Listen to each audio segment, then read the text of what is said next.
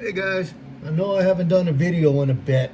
Been really busy still lately, and I am getting some racing and stuff done, but I'm running a new spec class and I have to change some connectors on some batteries, so I figured I would do a video on it.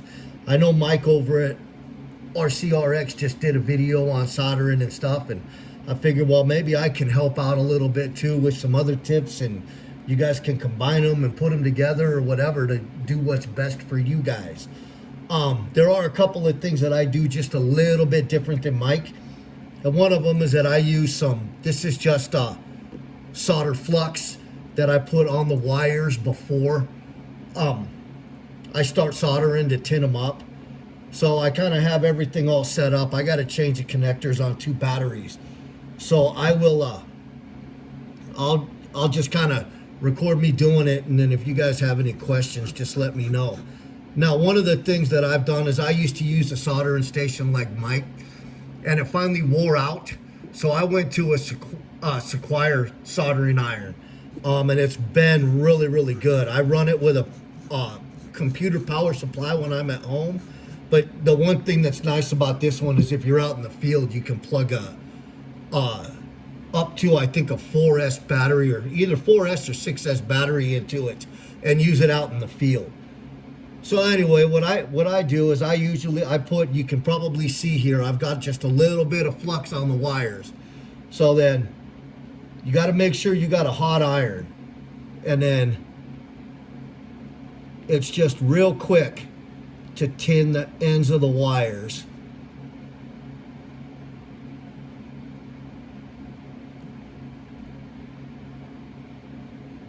And you'll know when it's good because they get shiny, and you want that shine on them. If they look kind of dull, you may want to add just a little bit more solder to it to try to get them shiny. Now it's taken me a long time to get to where I've been, like, really, I mean, it took me a while to get to being able to do soldering really, really good, because it just takes time and it takes practice.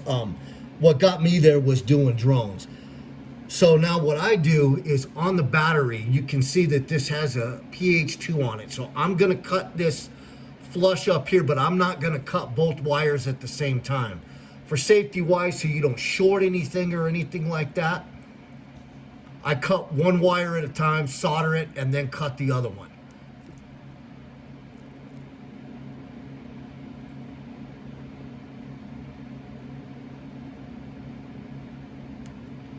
So I just snip my wire. I'll do the positive first, and then I take a utility knife and just trim that off just a little bit. Okay, so now what I'm gonna do is I'm gonna take my solder flux, and I'm just gonna dip that in there like that, just to put a tiny bit of it on there. And then what I'm gonna do is go here again, like I just did that connector. I'm gonna put just a little bit of solder on the tip, and then I hold them, but you can put it in a vise or whatever, and then I just touch the end of it, and you can see how it gets shiny like that. So that tells me that that's gonna be a good solder joint. So now I kind of have a routine that I go through, so that way nothing gets missed. So here I've got my shrink tubing cut to go on the ends. So I take a piece of the red for the positive and slip it on there, so that way I don't forget that.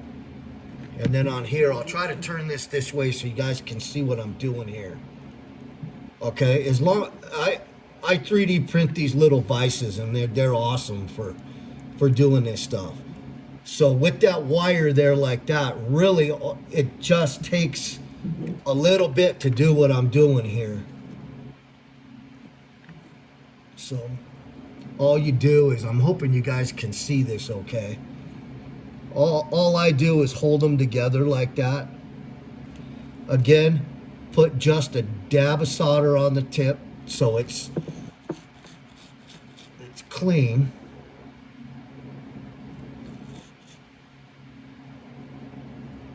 And just a dab of solder on there.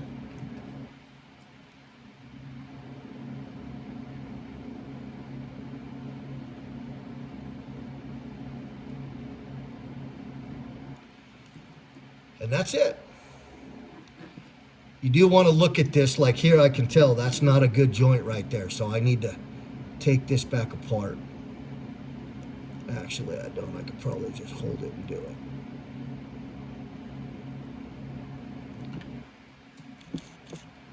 The one thing you want to make sure of is that the wires are soldered all the way around, so you don't have like a gap or anything there. You want it to look like it's one solid piece, because that way if it gets hot, I always pull on it a little bit to make sure it's not going to come apart and stuff like that. So that way you know everything's good. And that's one done.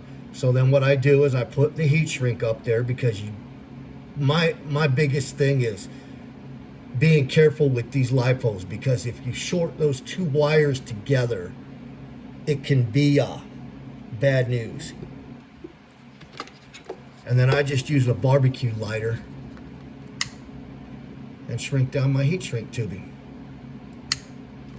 And that's one done, or at least one wire done. So now again, like it says, I do this. I do one wire at a time, safety. You're more than welcome to do both of them at the same time if you want to. Just be really careful that you don't short the two battery leads or anything together, because it will cause the battery to short out. So, and again, it's the same thing. I just trim just a tiny bit of the wire off the end, if you guys can see that okay. I just trim a tiny bit off the end.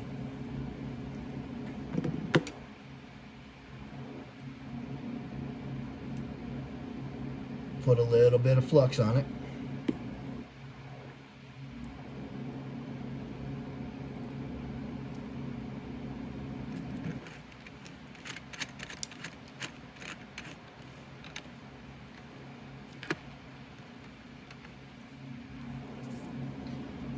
Let's see here. Let's see. So I need this. And once you get a habit down, it becomes really easy. So tin the wire.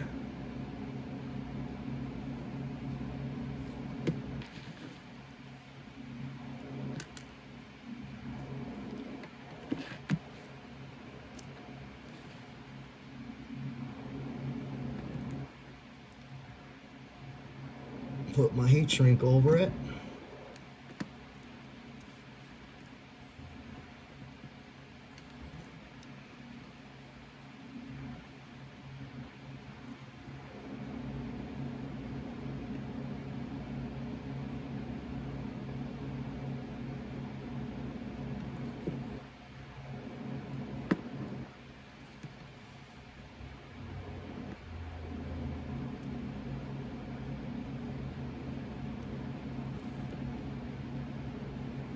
Let it cool for a second.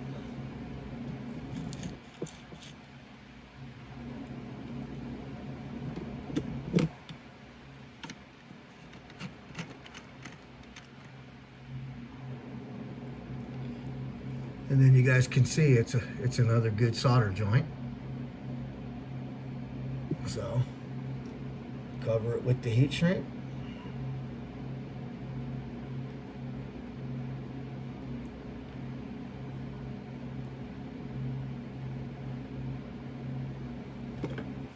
Hit it with the heat.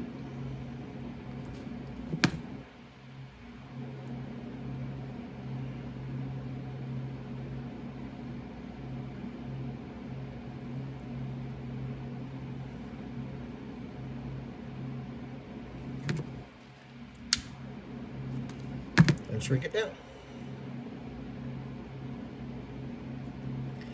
Now, something that I do also that a lot of guys, I don't know if a lot of guys do it or not, but what I'll do is I use a pair of scissors, and I'll get a piece of heat shrink that's just a little bit smaller than what my connector is, if you can see this. See, so it won't go over the end, but it's close. And then what I do is I take a pair of scissors like this and put that heat shrink on the end and stretch it a little bit.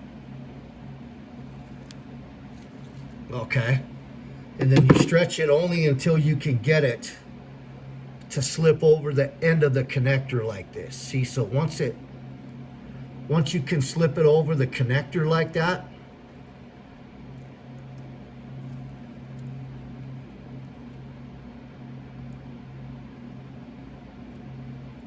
I take it down like that and cover both of my other pieces of heat shrink. And this is just me, because I like everything to be as neat as I possibly can. And then I just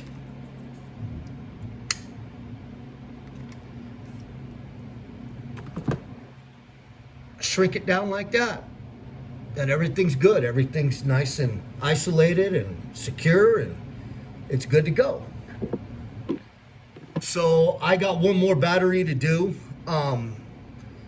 But I've just, so this video doesn't go too long, I'll end it here and I'll do up the other one. If you guys have any questions about soldering, hit me up in the messages or whatever, because I'm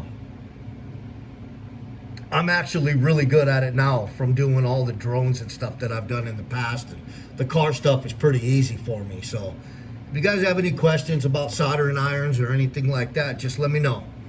So I will talk to you guys in the next one.